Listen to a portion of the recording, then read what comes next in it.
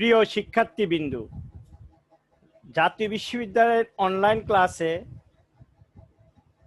Masters প্রিলিমিনারির রাষ্ট্রবিজ্ঞান বিভাগের course code 411911 Bangladesh constitution and government বিষয়ে আজকের তৃতীয় লেকচারে আমি ডক্টর মোহাম্মদ মাহবুবুর রহমান, সহকারী অধ্যাপক, রাষ্ট্রবিজ্ঞান বিভাগ, Sheikh Burhanuddin post graduate college, তোমাদেরকে স্বাগত। আমি আজকে জাতীয় বিশ্ববিদ্যালয়ের করোনাকালে বৈশ্বিক দুর্যোগের সময় এমন একটি উদ্যোগ গ্রহণ করার জন্য আন্তরিক অভিনন্দন জানাচ্ছি, এবং সাথে সাথে তোমরা এই ক্লাসগুলো থেকে উপকৃত হবে, এগুলো সঠিকভাবে শুনে এবং যে নিয়ম, যে বইগুলো দেয়া হচ্ছে এগুলা দেখে তোমরা উপকৃত হবে, এই আশাবাদ ব্যক্ত করে আমি আমাদের আজকের ক্লাস শুরু করছি।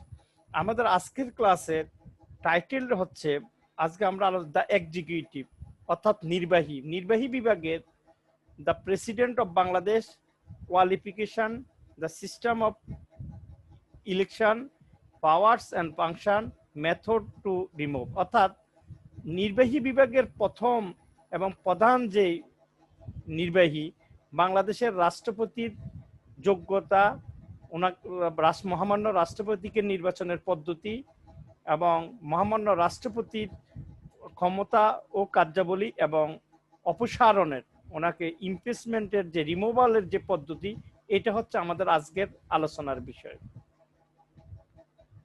আমাদের আজকের ক্লাস টাইটেল আমরা আবার দেখছি দ্য এক্সিকিউটিভের, অর্থাৎ আমাদের এর আগে বাংলাদেশের কনস্টিটিউশন নিয়ে আলোচনা হয়েছে, কনস্টিটিউশন মেকিং প্রথম ক্লাসে। পরের ক্লাসে আমরা বাংলাদেশের কনস্টিটিউশনের মৌলিক অধিকার সমূহ, বাংলাদেশের কনস্টিটিউশনের সংশোধনী, বাংলাদেশের কনস্টিটিউশনের বৈশিষ্ট্য, এই বিষয়গুলো আমরা আলোচনা করছি।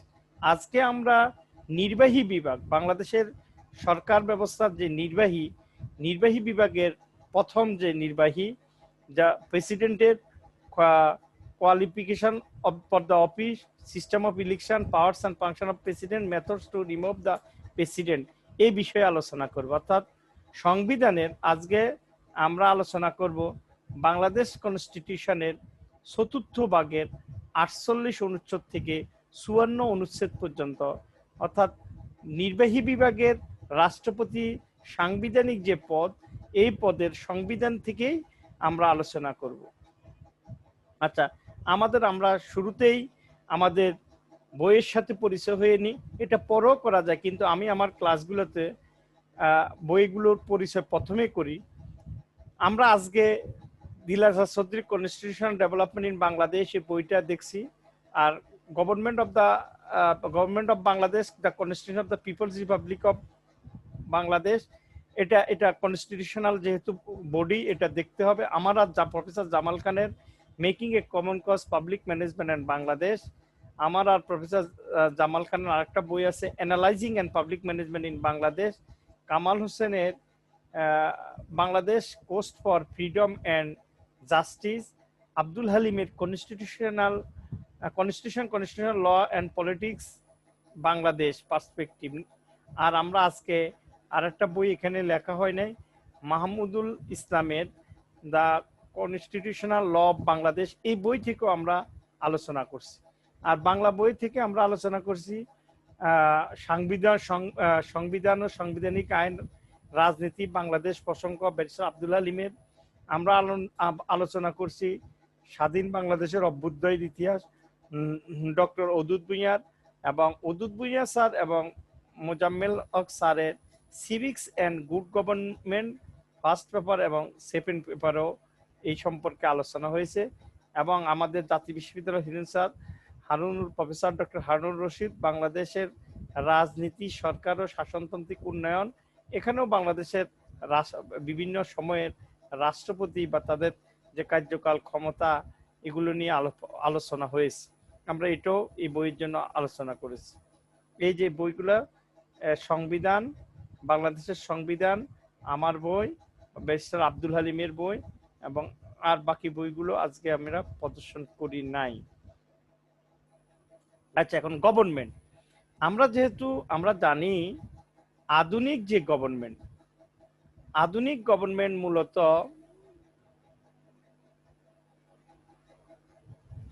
তিনটা শাখা রয়েছে: the executive, the legislative and the judiciary. একটা সময় ছিল এক্সিকিউটিভ অর্থাৎ রাজা, অষ্টবিংশ শতাব্দীর আগে রাজাই সব কাজ করে ফেলত, মানে জুডিশিয়ারি, লেজিসলেটিভ ছিল না, তারপরে জুডিশিয়ারি কিছুটা ছিল। কিন্তু অষ্টবিংশ শতাব্দী বা মন্টেস্কুর দ্য স্পিরিট অফ ল 1848 সালের যে বইটা বের হয়েছে, এখানে মন্টেস্কু আধুনিক সরকারের তিনটা বিভাগের কথা বলেছে: the executive, the legislative and the judiciary. আমরা আজকে এক্সিকিউটিভ, এখন এটার আগে আমরা একটা জিনিস নিতে হবে, গভর্নমেন্টটা কি? Government mean exercising political power to manage a nation. একটা রাষ্ট্রকে পরিচালনার জন্য আইনের, পলিটিক্যাল পাওয়ারকে পরিচালনার, political power to manage a nation, রাজনৈতিক শক্তিকে ব্যবহার করে রাষ্ট্র যখন পরিচালিত হয় তখন এটাকে আমরা গভর্নেন্স বলি। অর্থাৎ এই গভর্নমেন্টকে এখন উন্নত বিশ্বে ম্যানেজমেন্টও বলে, ম্যানেজারিয়াল পাওয়ার বলে।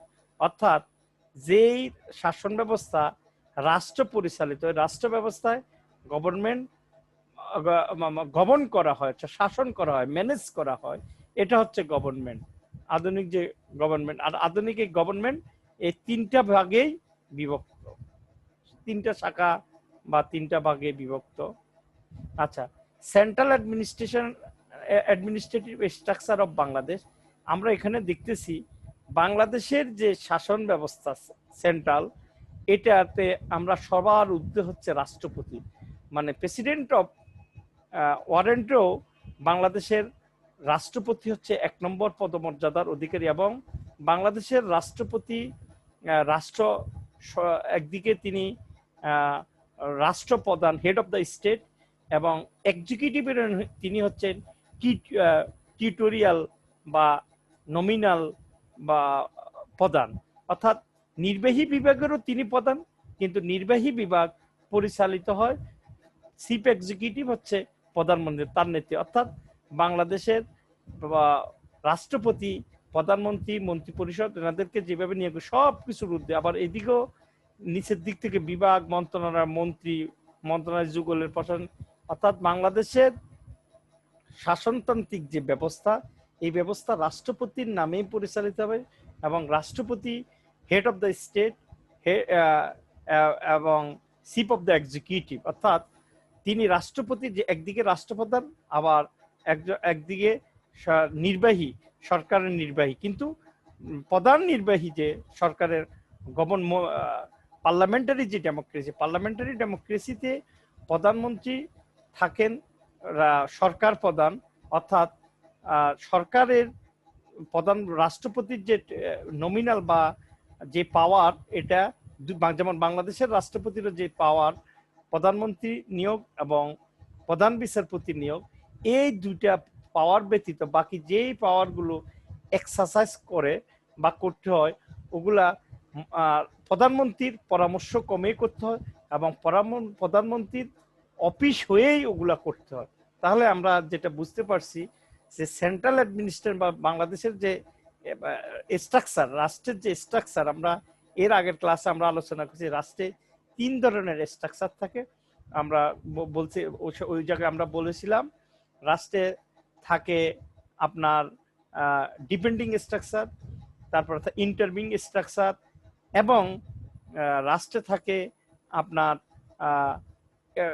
Independent structure. তো এই যে শাসন ব্যবস্থা, রাষ্ট্রপতি যে শাসন, রাষ্ট্রপতি একদিকে তিনি সংসদেরও আহ্বান করেন, মানে দ্যাট মিনস সরকার ব্যবস্থার যে আধুনিক যে গভর্নমেন্ট ব্যবস্থা, ম্যানেজমেন্ট ব্যবস্থা, এই ম্যানেজমেন্ট ব্যবস্থা রাষ্ট্রপতিকে কেন্দ্র করে, অর্থাৎ রাষ্ট্রপতিই সবকিছু ইন্টারভিন করতে পারে, এবং অন্য কেউ সংসদ কিংবা বিচার বিভাগ কিংবা আইন বিভাগ, এই দুই বিভাগও একমাত্র রাষ্ট্রপতি অ্যাবসলিউটলি ইন্টারভিন করতে পারে।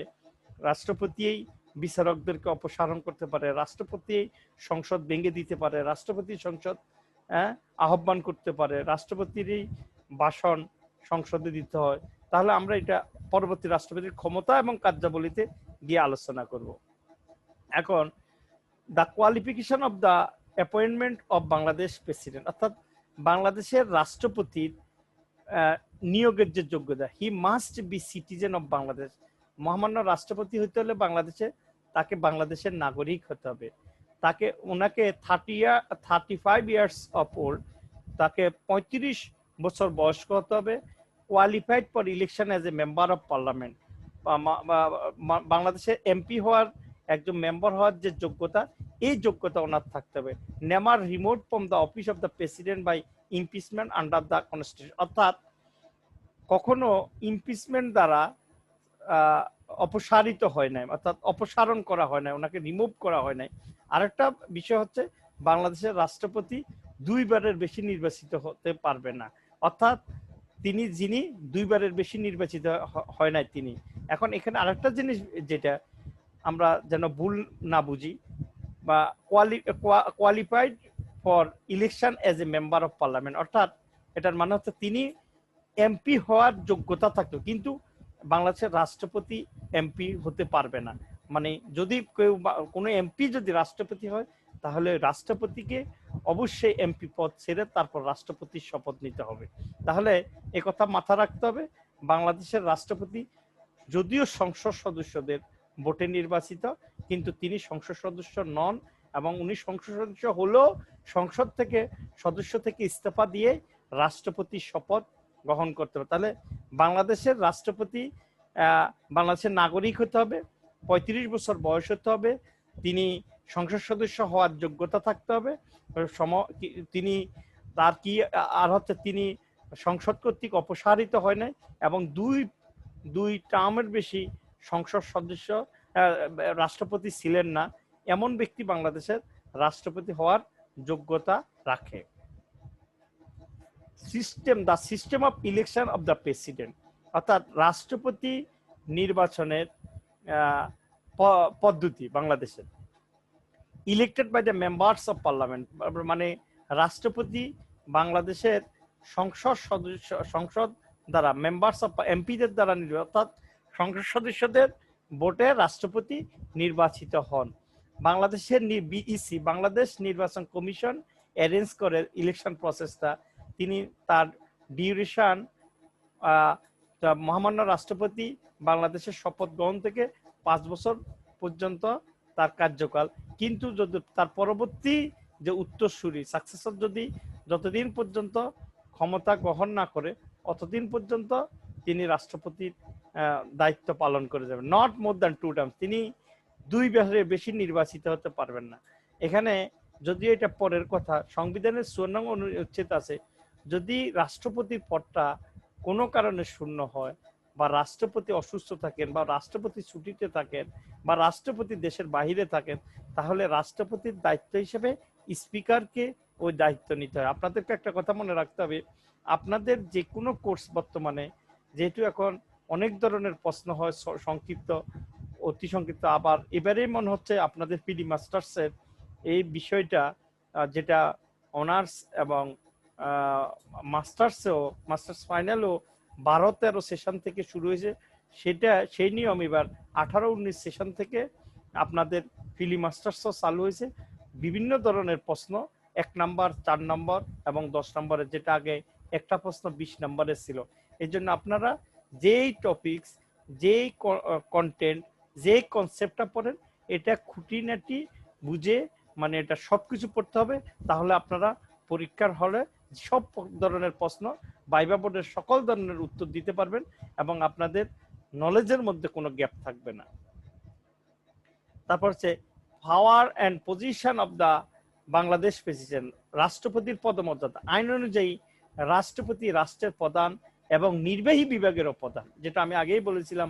কারণ প্রথমত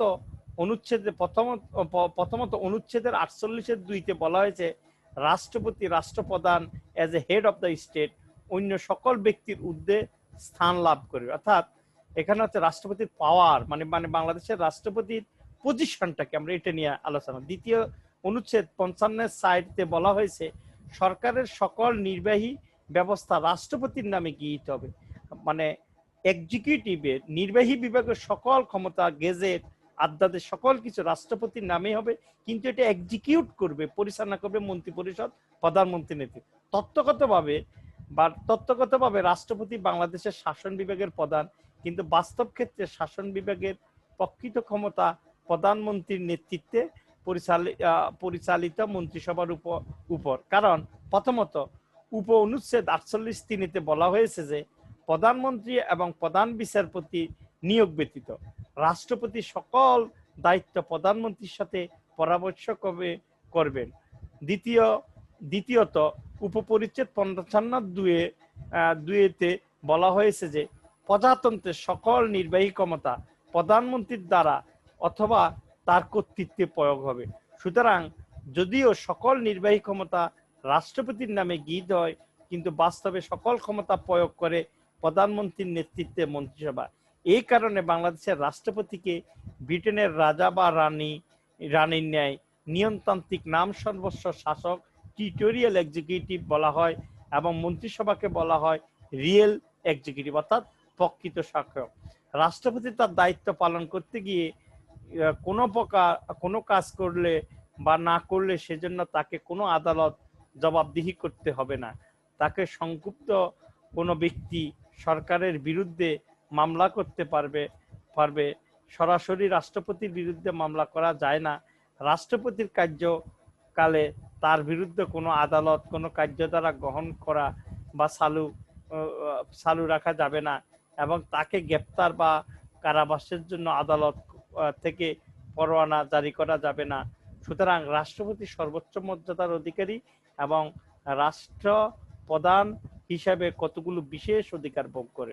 তাহলে আমরা যেটা বাংলাদেশের রাষ্ট্রপতি শুধু রাষ্ট্র বা হেড অফ দ্য স্টেট না, উনি যদি নির্বাহী বিভাগেরও প্রধান, কিন্তু নির্বাহী বিভাগ এক্সিকিউট করে কাউন্সিল, ক্যাবিনেট কাউন্সিল, প্রধানমন্ত্রী নিয়ে দেয়।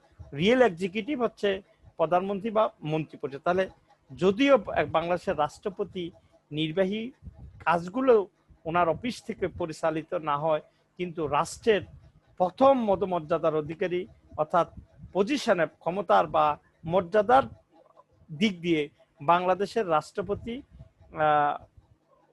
সকলের ঊর্ধ্বে এবং তার দায়িত্বে থাকাকালীন সময় অফিস থাকা রাষ্ট্রপতি থাকাকালীন সময় কোনো বিচারালয়, কোনো কোর্ট বা কোনো মামলা এবং কোনো কিছু করেছে বা করে নাই, কেন করেছে বা কেন করে নাই, এই ব্যাপারে উনি কপিয়ত দিতে বাধ্য নয়।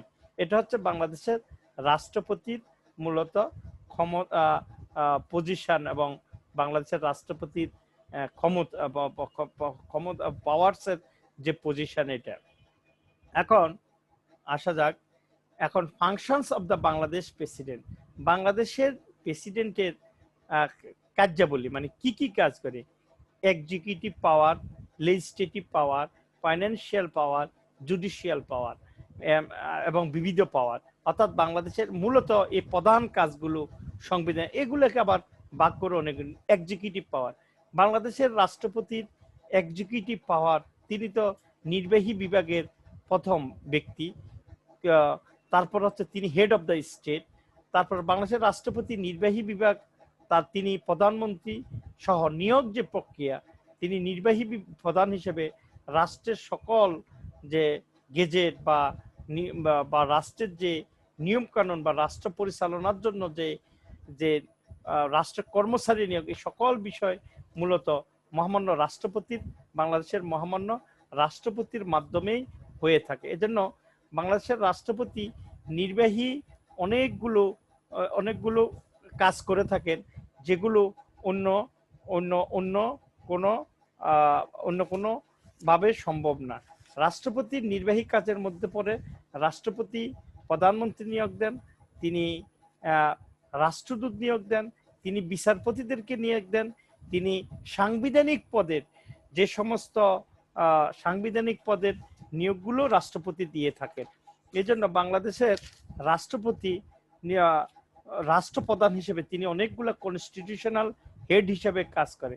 বাংলাদেশ সরকারের সকল নির্বাহী কার্যক্রম রাষ্ট্রপতির নামে গৃহীত। তিনি সরকারের কার্যাদি বন্টন ও পরিচালনার জন্য বিধিসমূহ বা নিয়ম কানুন গ্রহণ করবেন। রাষ্ট্রপতির নামে গৃহীত আদেশ, নির্দেশ, অন্যান্য চুক্তিপত্র কিভাবে সত্যায়িত হবে রাষ্ট্রপতি তা বিধি দ্বারা নির্ধারণ করবেন।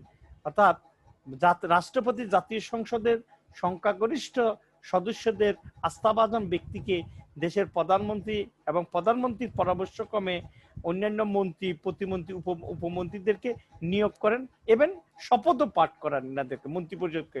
তবে রাষ্ট্রপতি এমন ব্যক্তিকে মন্ত্রীরূপে নিয়োগ করতে পারবেন না যারা সংসদ সদস্য নয় কিন্তু সদস্য নির্বাচন হবার যোগ্যতা সম্পন্ন। এভাবে নিযুক্ত মন্ত্রীদের সংখ্যা অর্থাৎ টেকনোক্রেট মিনিস্টার রাষ্ট্রপতি 1/10 অর্থাৎ 10% বেশি নির্বাচিত করতে পারবেন না। দ্বাদশ সংশোধনীর পূর্বে এই সংখ্যা ছিল 1/5 অর্থাৎ 20%। এছাড়া রাষ্ট্রপতি সুপ্রিম কোর্টের প্রধান বিচারপতি, কর্ম কমিশনের সভাপতি ও সদস্যবিন্দু, নির্বাচন কমিশনের অন্যান্য কমিশনার, বাংলাদেশের অ্যাটর্নি জেনারেল, মহাহিসাব নিরীক্ষক ও নিয়ন্ত্রক এবং বিদেশের রাষ্ট্রদূতদেরকে নিয়োগ করেন। সশস্ত্র বাহিনীর সর্বাধিনায়ক হিসেবে তিনি সামরিক কর্মকর্তাদের নিয়োগ করবেন এবং প্রতিরক্ষা কর্ম বিভাগ পরিচালনা। অর্থাৎ বাংলাদেশের রাষ্ট্রপতি রাষ্ট্র শুধু তাই না, বাংলাদেশের রাষ্ট্রপতি সশস্ত্র বাহিনীর সর্বাধিনায়ক। এবং আরো উদাহরণ হচ্ছে বাংলাদেশের রাষ্ট্রপতি সকল বিশ্ববিদ্যালয়ে চ্যান্সেলর, তিনি বিশ্ববিদ্যালয়ের কোষাধ্যক্ষ এবং এটা পাবলিক প্রাইভেট দুই বিশ্ববিদ্যালয়ে বলা যায়, বা কোষাধ্যক্ষ, উপাচার্য নিয়োগ করেন এবং উনি রাষ্ট্রপ্রধান হিসেবে, চ্যান্সেলর হিসেবে তিনি রাষ্ট্রের আরো কতগুলো দায়িত্ব পালন করে থাকেন। তাহলে রাষ্ট্রপতির নির্বাহী ক্ষমতা অত্যাধিক। রাষ্ট্রপতির নির্বাহী ক্ষমতা বলে রাষ্ট্রপতি প্রধানমন্ত্রী সহ অন্যান্য সাংবিধানিক পদে নিয়োগ প্রদান। লেজিসলেটিভ রাষ্ট্রপতির আইনগত পাওয়ার অত্যাধিক। সংবিধানের 93 নম্বর অনুচ্ছেদে রাষ্ট্রপতিকে আপনার আধ্যাদেশেরও ক্ষমতা দেওয়া হয়েছে।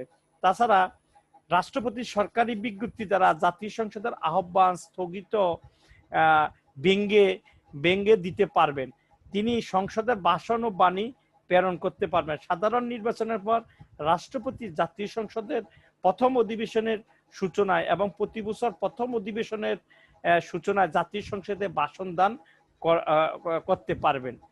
কোনো বিল জাতীয় সংসদে গৃহীত বা পাস করা হলে তা রাষ্ট্রপতির নিকট প্রেরিত হবে।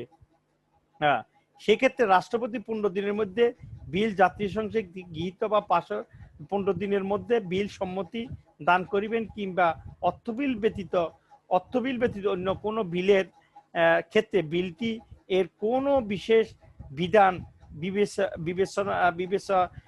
বিবেচনার কিংবা রাষ্ট্রপতি কর্তৃক নির্দেশিত কোনো সংশোধনী বিবেচনার অনুরোধ জ্ঞাপন করে একটি বার্তা সহ বিলটি সংসদে প্রেরণ দিতে পারবেন এবং রাষ্ট্রপতি তা করতে অসমর্থ হলে মেয়াদ অবসানে তিনি বিলটি সম্মত দান করেছেন বলে গণ্য হবে। এইরূপ বিল পুনর্বিবেচনার জন্য জাতীয় সংসদে কর্তৃক পুনরায় গৃহীত বা পাস হলে পুনরায় তা রাষ্ট্রপতির সম্মতির জন্য প্রেরিত হবে। এক্ষেত্রে রাষ্ট্রপতি 7 দিনের মধ্যে বিলটিতে সম্মতি দিতে হবে। তা না হলে 7 দিন পর স্বাভাবিকভাবে দেয়া হবে যে রাষ্ট্রপতি বিলটিতে সম্মতি দিয়েছে এবং তা আইনে পরিণত হয়ে গেছে। জরুরি অবস্থা ঘোষণার ক্ষমতা। যুদ্ধ বহিরাক্রমণ,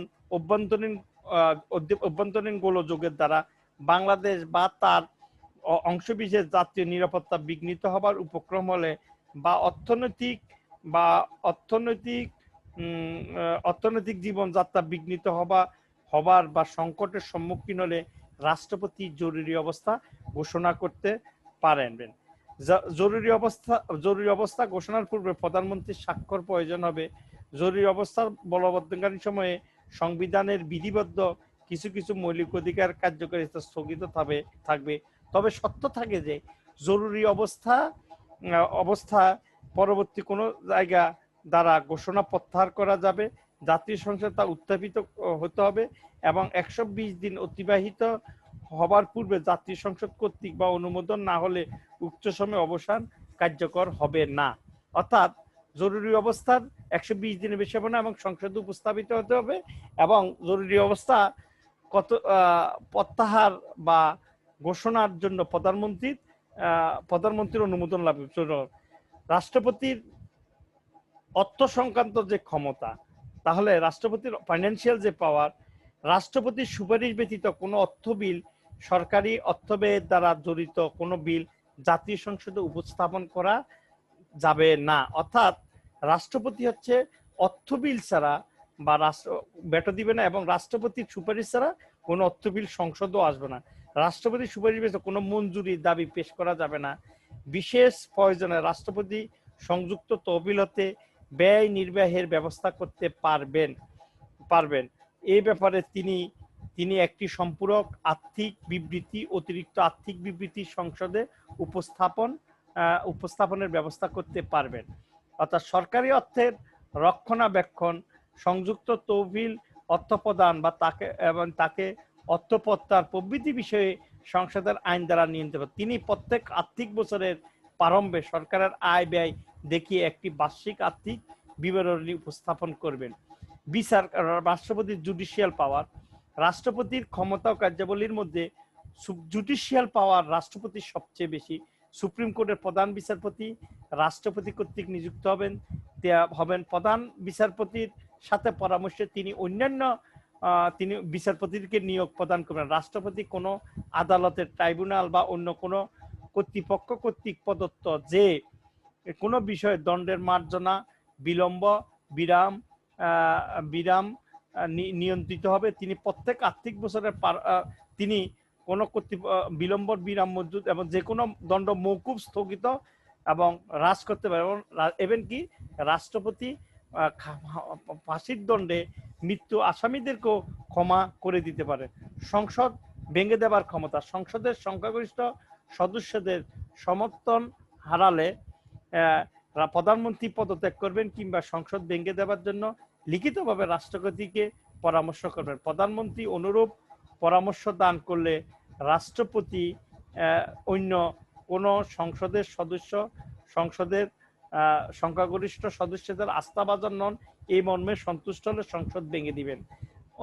রাষ্ট্রপতির যে অন্যান্য যে কার্যাবলী, এগুলোর মধ্যে রাষ্ট্রপতি এছাড়াও প্রধানমন্ত্রী, অন্যান্য মন্ত্রী বা প্রধান বিচারপতির শপথ বাক্য পাঠ করবেন। রাষ্ট্রপতি মন্ত্রী পরিষদ অর্থাৎ প্রধানমন্ত্রী এবং তার মন্ত্রী পরিষদকে এবং প্রধান বিচারপতিকে শপথ পাঠ করাবেন। তিনি বিদেশে ভ্রমণের মাধ্যমে দেশের ভাবমূর্তি বৃদ্ধিতে সাহায্য করবেন। বাংলাদেশের সফরে আগত বিদেশি রাষ্ট্রপ্রধানদেরকে তিনি অভ্যর্থনা জ্ঞাপন করবেন। বিদেশের বিভিন্ন রাষ্ট্রীয় অনুষ্ঠান তিনি সেই দেশের রাষ্ট্রপ্রধান ও জাতির উদ্দেশ্যে নিজ দেশের পক্ষ থেকে বাণী প্রেরণ করবেন। বাংলাদেশের বিরুদ্ধে জল, স্থল বা আকাশপথে প্রকৃত বা আসন্ন আক্রমণের ক্ষেত্রে রাষ্ট্রপতি বাংলাদেশকে প্রতিরক্ষার জন্য তার বিবেচনার প্রয়োজনীয় যে কোনো ব্যবস্থা গ্রহণ করতে পারবেন। সংসদ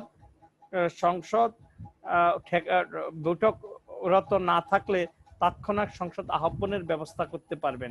সংসদ ভেঙে যাবার পর এবং সংসদের পরবর্তী নির্বাচন অনুষ্ঠানের পূর্বে রাষ্ট্রপতির নিকট যদি সন্তোষজনকভাবে প্রতীয়মান হয় যে প্রজাতন্ত্রের যে যুদ্ধে বিলুপ্ত হয়েছে সেই যুদ্ধ অবস্থা বিদ্যমান, তার জন্য সংসদ পুনরায় আহ্বান করা প্রয়োজন, তা হলে সংসদ ভেঙে দিয়ে রাষ্ট্রপতি তা আহ্বান করবে। অর্থাৎ বাংলাদেশের রাষ্ট্রপতি নানাবিধ সাংবিধানিক কাজ করে থাকে এবং রাষ্ট্রপতি হচ্ছে মূলত বাংলাদেশের ক্ষমতা নির্বাহী বিভাগের শেষ আশ্রয়স্থল। রাষ্ট্রপতি শুধু তাই নয়, সাংবিধানিক পদের যে দায়বদ্ধতা, বাংলাদেশের যে সাংবিধানিক পদগুলো আছে, শুধু মন্ত্রী পরিষদ এবং মন্ত্রী কাউন্সিল নয়, আরো যে আছে, পিএসসি মার্চের 1 তারিখে রিপোর্ট প্রদান করে, তারপরে অ্যাটর্নি জেনারেল তারকে রাষ্ট্রপতি অপসারণ করতে পারে, নিয়োগ দিতে পারেন এবং তার কর্ম নির্ধারণ, তার কতদিন সে থাকবে তা করতে পারেন। এগুলো সব রাষ্ট্রপতির একান্ত অ্যাবসুলেট ক্ষমতা। অর্থাৎ বাংলাদেশের রাষ্ট্রপতি বাংলাদেশের রাষ্ট্রপ্রধান হিসাবে, অর্থাৎ নির্বাহী বিভাগের প্রধান নির্বাহী হিসেবে তিনি সংবিধান এবং আইনের আওতায় বিবিধ রকম কাজ করে হবে, এবং যে কাজগুলো অন্য কারো দ্বারা, অন্য কোনো অফিস দ্বারা করা সম্ভব না। উনি যেমনি জুডিশিয়াল অর্থাৎ সাংবিধানিক কনস্টিটিউশনাল পোস্টগুলোতে উনি যেরকম নিয়োগ দান করতে পারেন, ঠিক তেমনি তাদেরকে পদচ্যুত বা অপসারণও করতে পারেন। এই জন্য বাংলাদেশের রাষ্ট্রপতির মর্যাদার দিক দিয়ে 1 নম্বর, এবং ক্ষমতার দিক দিয়ে হয়তো বাংলাদেশের রাষ্ট্রপতির ক্ষমতাকে প্রধানমন্ত্রীর ক্ষমতার সাথে ব্যালেন্স করতে গিয়ে বা কমে গিয়ে যাচ্ছে, সংবিধান কম করছে, যেহেতু বাংলাদেশের সংসদীয় পদ্ধতিতে সরকার। এখানে একটা বিষয় মাথা রাখতে হবে, বাংলাদেশের রাষ্ট্রপতি, বাংলাদেশের প্রথম যে বঙ্গবন্ধু বাংলাদেশে যে 10ই জানুয়ারি এসেছিলেন, তিনি কিন্তু তখন রাষ্ট্রপতি হিসেবে আসছেন।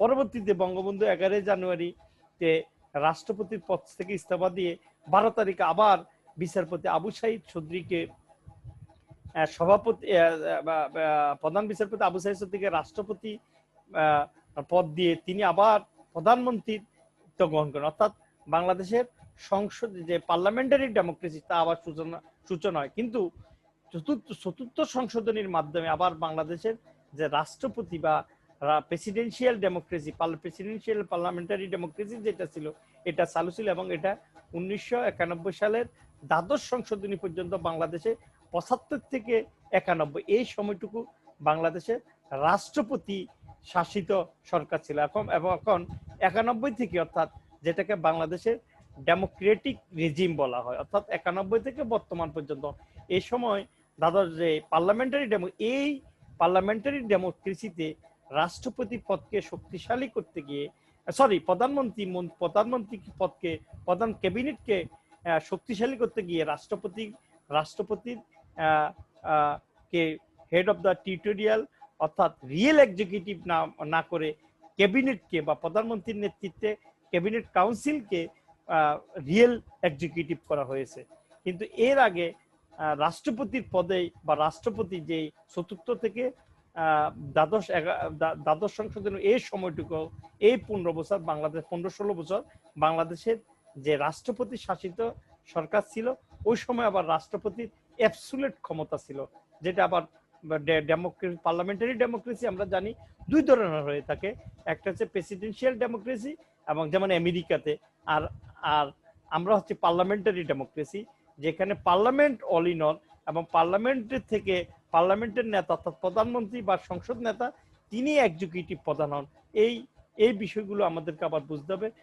মানে ভারতের প্রধানমন্ত্রী, বাংলাদেশের প্রধানমন্ত্রী, ব্রিটেনের প্রধানমন্ত্রী যেমন পাওয়ারফুল, আবার আমেরিকাতে প্রেসিডেন্ট আবার তেমনি পাওয়ারফুল। আবার ব্রিটেনের যেরকম রাজা রানী হেড অফ দ্য স্টেট নামে আছে, আবার ইন্ডিয়ার যেরকম, ভারতের যেরকম হেড অফ রাষ্ট্রপ্রধান, কিন্তু রিয়েল এক্সিকিউটিভ, রিয়েল গভর্নমেন্ট বা রিয়েল স্টেয়ার হচ্ছে প্রধানমন্ত্রী, ঠিক বাংলাদেশেও তাই। এই জন্য রাষ্ট্রপতি বাংলাদেশের প্রধান, হেড অফ দ্য স্টেট, এবং চিফ এক্সিকিউটিভ অর্থাৎ নির্বাহী বিভাগেরও প্রধান হয়েও তার ক্ষমতা লিমিটেড বলা যাবে না। সংবিধান বা আইন দ্বারা রাষ্ট্রপতিকে অ্যাবসুলেট কোনো সাংবিধানিক প্রধানমন্ত্রী নিয়োগ এবং প্রধান বিচারপতির নিয়োগ ছাড়া রাষ্ট্রপতির বাকি যে কার্যাবলী, রাষ্ট্রপতির বাকি যে ক্ষমতা, এগুলো প্রধানমন্ত্রীর অফিস কর্তৃক সমন্বয়ের মাধ্যমে এবং প্রধানমন্ত্রীর পরামর্শের মাধ্যমে করতে বলা হয়েছে। আচ্ছা, এখন হচ্ছে impeachment or removal of the president, অর্থাৎ বাংলাদেশের প্রেসিডেন্টকে পদচ্যুত বা অপসারণ করার যে পদে impeachment of the president, according to articles 52 of the constitution, the president may be impeached on 2 grounds. 2টা কারণে বাংলাদেশের রাষ্ট্রপতি পদচ্যুত হতে পারেন, অপসারণ on a charge of violating the constitution, অর্থাৎ কনস্টিটিউশনকে লঙ্ঘন, এবং on a charge of grave misconduct, অর্থাৎ সংবিধান লঙ্ঘন এবং বড় ধরনের কোনো মিসকন্ডাক্ট, চারিত্রিক বা পদচলন বা এরকম, এই কারণে এটা একটা হতে পারে। আর removal of the ground of incapacity, অর্থাৎ ইনক্যাপাসিটি অসামর্থ্য শারীরিক, under the article 53 the president may be removed on the ground of two types of incapacity, physical incapacity and mental incapacity। অর্থাৎ বাংলাদেশের রাষ্ট্রপতিকে যদি অপসারণ করতে হয় তাহলে দুইটা প্রধান গ্রাউন্ড আছে। একটা গ্রাউন্ড হচ্ছে তিনি যদি সংবিধানকে লঙ্ঘন করে এবং বড় ধরনের কোনো অপকর্ম মানে মিসকন্ডাক্ট করে। আর removal of the ground of the আর হচ্ছে শারীরিক যে ফিজিক্যাল ইনক্যাপাসিটি হয় এবং মানসিক যদি বৈকলাঙ্গ বা মানসিকভাবে সুস্থ না হয় তাহলে রাষ্ট্রপতি পদ থেকে তাকে অপসারণ করা যাবে। অর্থাৎ রাষ্ট্রপতিকে কিন্তু আবার ওই অন্য সংসদের দুটা, অর্থাৎ সংবিধান যেভাবে সংসদ হয় এরকম রাষ্ট্রপতিকে অপসারণ করতে হলে সংসদের 2/3 মেজরিটির মাধ্যমে অপসারণ করতে হবে। এরকম খুব সম্ভবত বা বাংলাদেশে রাষ্ট্রপতি অপসারণের, রাষ্ট্রপতি কিলিং এর বা রাষ্ট্রপতির ক্ষমতার অপব্যবহারের রেকর্ড আছে, কিন্তু রাষ্ট্রপতি বাংলাদেশের রাষ্ট্রপতি বাংলাদেশের রাষ্ট্রপতি দেয়া ইয়ে করার বা ইমপিচমেন্টের কোনো রেকর্ড নেই। তবে একটা কথা মাথা রাখতে হবে, বাংলাদেশের রাষ্ট্রপতি রাষ্ট্রপতি বা প্রধানমন্ত্রীর পূর্ণ মেয়াদ পূরণ করতে পারছে কেবল পঞ্চম সংশোধনী থেকে। যদিও পঞ্চম সংশোধনীতে রাষ্ট্রপতি খুব কম সময় অল্প কয়েকদিন সংসদ ল্যাকিং ছিল, খুব সম্ভবত 4-6 মাস। আর এই 91 সালের পর থেকে বাংলাদেশের প্রধানমন্ত্রী বিশেষ করে সপ্তম সংসদ থেকে এই পর্যন্ত বাংলাদেশের সংসদগুলো পূর্ণাঙ্গ ছিল এবং রাষ্ট্রপতিরাও পুরোটা সময় অতিবাহিত করতে পেরেছে। তাহলে রাষ্ট্রপতির যে অপসারণ পদ্ধতি এটা একটা সাংবিধানিক পদ্ধতি। এই সংবিধান এর উপর ভিত্তি করে এবং নিয়মকে ফলো করে রাষ্ট্রপতিকে অপসারণ করা যাবে, এর বাহিরে রাষ্ট্রপতিকে অপসারণ করা যাবে না এবং বাংলাদেশে রাষ্ট্রপতিকে অপসারণের কোনো নজির নেই। আচ্ছা, আর এখানে এখন যেহেতু তোমাদের সব বিভিন্ন ধরনের কোশ্চেন হয়, এজন্য আমি বাংলাদেশের প্রথম রাষ্ট্রপতি হচ্ছে বঙ্গবন্ধু, জাতির পিতা বঙ্গবন্ধু শেখ মুজিব, এবং বাংলাদেশের সর্বশেষ রাষ্ট্রপতি হচ্ছে বর্তমান যে রাষ্ট্রপতি আব্দুল হামিদ, মহামান্য রাষ্ট্রপতি আব্দুল হামিদ। এখন খুব সম্ভবত বাংলাদেশে এই আরেক রেকর্ড হতে যাচ্ছে, বাংলাদেশের যে বর্তমান যে রাষ্ট্রপতি উনি খুব সম্ভবত রেকর্ডের দিকে যাচ্ছে 2 টার্মস পূর্ণ করার। কারণ এর আগে আমরা যেটা দেখতেছি জিল্লুর রহমান 9 থেকে 13, অর্থাৎ তারপরে ইয়াজউদ্দিন স্যার 2 থেকে 9, 6, 9, 12, 2, 9, মানে পূর্ণ 10 বছর ছিলেন না। বাংলাদেশের বর্তমান যে রাষ্ট্রপতি ইনি খুব সম্ভবত রেকর্ড করতে যাচ্ছে বাংলাদেশের রাষ্ট্রপতি হিসেবে, তিনি পূর্ণকালীন সময় মানে 2 টার্মস পূরণ করতে যাচ্ছে। এখন তাহলে আমরা আজকে বাংলাদেশের রাষ্ট্র, অর্থাৎ তিনি 2022 সাল পর্যন্ত বাংলাদেশের রাষ্ট্রপতি হিসেবে 23 সাল পর্যন্ত বাংলাদেশের রাষ্ট্রপতি হিসেবে যদি থাকেন তাহলে আল্লাহ নেক হায়াত দেন, তাহলে তিনি বাংলাদেশের রাষ্ট্রপতি হিসেবে 2 টার্ম পূরণের শেষ হবে। এখন আজকের ক্লাসে আমরা যদি আমাদের যেহেতু টাইমেরও একটা লিমিটেশন আছে, আজকের ক্লাসে আমরা যে জিনিসগুলো আলোচনা করছি এগুলো আমরা একবার আলোচনা করে নিই। আজকের ক্লাসে আমরা আলোচনা করছি বাংলাদেশের প্রধান নির্বাহী হিসেবে রাষ্ট্রপতির ক্ষমতা, কার্যাবলী এবং রাষ্ট্রপতির নিয়োগ পদ্ধতি এবং রাষ্ট্রপতিকে অপসারণ পদ্ধতি। মানে আমরা আলোচনা করছিলাম যে আমরা যে টপ পলিটিক্যাল রাষ্ট্রপতি কিন্তু একটা যদিও নিরপেক্ষ মনে করা হয়, যেহেতু সংসদ সদস্যদের ভোটে নির্বাচিত হয়, বাংলাদেশের কালচার অনুযায়ী, পলিটিক্যাল কালচার অনুযায়ী সংখ্যাগরিষ্ঠ দলেই রাষ্ট্রপতিকে নির্বাচিত করেন এবং যখন যে সরকার থাকে সেই দলেরই রাষ্ট্রপতি কোনো আস্থাভাজন ব্যক্তি রাষ্ট্রপতি হন। তাহলে বাংলাদেশের যে টপ পলিটিক্যাল যে পোস্ট, এই পোস্টের টপ মোস্ট পলিটিক্যাল পোস্ট। এই পোস্টের প্রধান নির্বাহী বা হেড অফ দ্য স্টেট হচ্ছে রাষ্ট্রপতি, এবং এই রাষ্ট্রপতির ক্ষমতা সংবিধান এবং আইন এবং এমনকি রীতি কি রীতি হচ্ছে বাংলাদেশের ইতিহাসে খুব সম্ভবত সপ্তম সংসদে প্রেসিডেন্ট শাহাবুদ্দিনকে একজন নিরপেক্ষ রাষ্ট্রপতি হিসেবে নিয়োগ দেওয়ার নজিরে রয়েছে। এর আগে পরে যেই রাষ্ট্রপতিরা ছিলেন, এনারা রাষ্ট্রপতিরা দলীয়ই কোনো সময় দলের মহাসচিব ছিলেন, কোনো সময় দলের বিভিন্ন দলের বড় বা দলের সাথে বড় ধরনের সম্পর্ক ছিলেন এইভাবে রাষ্ট্রপতি। তাহলে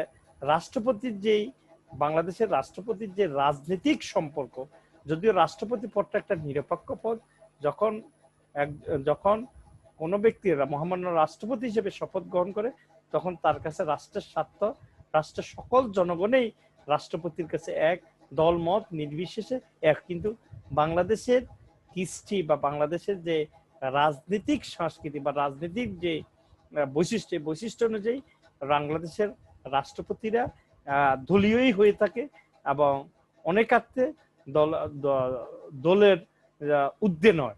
এজন্য বাংলাদেশের রাষ্ট্রপতি বাংলাদেশের রাজনীতির মধ্যে টপ মোস্ট রাজনীতিক ও বলা যায়। তাহলে রাজনৈতিক ব্যক্তিত্ব, অর্থাৎ যেমন বাংলাদেশের জিল্লুর রহমান, উনি বাংলাদেশ আওয়ামী লীগের জেনারেল সেক্রেটারি ছিলেন, সাধারণ সম্পাদক ছিলেন। তারপরে বি চৌধুরী বিএনপির সময়, professor A Q M Badruzzaman Chowdhury, তিনি বিএনপির সময় যে প্রেসিডেন্ট ছিলেন, তিনি 91 সংসদ উপনেতা ছিলেন, বিএনপির মহাসচিব ছিলেন। এভাবে বাংলাদেশের যে রাষ্ট্রপতি নিয়োগ হন বা এই যে বর্তমান যে মহামান্য তিনি বাংলাদেশ সংসদের স্পিকার ছিলেন, আওয়ামী লীগের সবচেয়ে দীর্ঘকালীন বা এমপি ছিলেন। তাহলে রাষ্ট্রপতির যে পদ বাংলাদেশের, এটা অবশ্যই রাষ্ট্রের একটা সাংবিধানিক পোস্ট, বড় পদ। এই রাষ্ট্রপতির ক্ষমতা কার্যাবলী সংবিধান দ্বারা, রীতি দ্বারা পরিচালিত হয় এবং রাষ্ট্রপতি সংসদ দ্বারা কর্তৃক নিয়ন্ত্রিত হয়। এবং রাষ্ট্রপতি যে সকল কাজ করে, মূলত রাষ্ট্রপতি প্রধান 3টি কাজ করেন: নির্বাহী, নিয়োগ এবং বিচার সংক্রান্ত এবং বিবিধ। এবং রাষ্ট্রপতির অ্যাবসলিউট ক্ষমতার মধ্যে সবচেয়ে বড় যে 2টা ক্ষমতা, প্রধানমন্ত্রী এবং প্রধান বিচারপতিকে নিয়োগ করেন, এবং প্রধানমন্ত্রী এবং প্রধান বিচারপতি এবং ক্যাবিনেটের সদস্য, মন্ত্রী, প্রতিমন্ত্রী, উপমন্ত্রী, এদেরকে যেমনি নিয়োগ করেন, আবার শপথ করান।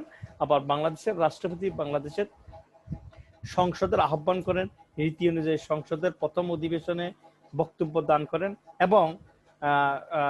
এবং বাংলাদেশের বছরে 2বার রাষ্ট্রপতির ভাষণ আগে পরে, বছরের শুরুতে এবং কোন নতুন সংসদে রাষ্ট্রপতি ভাষণ দান করেন, রাষ্ট্রপতি মেসেজ দান করেন। তাহলে আজকের ক্লাসে আমরা বাংলাদেশের রাষ্ট্রপতির ক্ষমতা এবং কার্যাবলী নিয়ে আলোচনা করেছিলাম। আমি আশা করি তোমরা লেকচারটা ভালোভাবে শুনবে এবং বইয়ের সাথে মিলিয়ে নিবে, তাহলে তোমরা আরো খুঁটিনাটি বিষয়গুলো দেখতে পাবে, বুঝতে পাবে, জানবে, তোমরা উপকৃত হবে। তাহলে আমি তোমাদের এই ক্লাস থেকে তোমরা উপকৃত হবে এই আশা করে আমাদের আজকের ক্লাস আমরা এখানে শেষ করব, এবং পরবর্তী ক্লাসে তোমাদের সাথে আবার আমাদের দেখা হবে, এবং তোমরা সিলেবাস অনুযায়ী ক্লাসগুলা যেভাবে সাজানো হয়েছে ওইভাবে করবে। আমি তোমাদের সকলের সুস্থ এবং মঙ্গল কামনা করে আজকের ক্লাস এখানে শেষ করতেছি।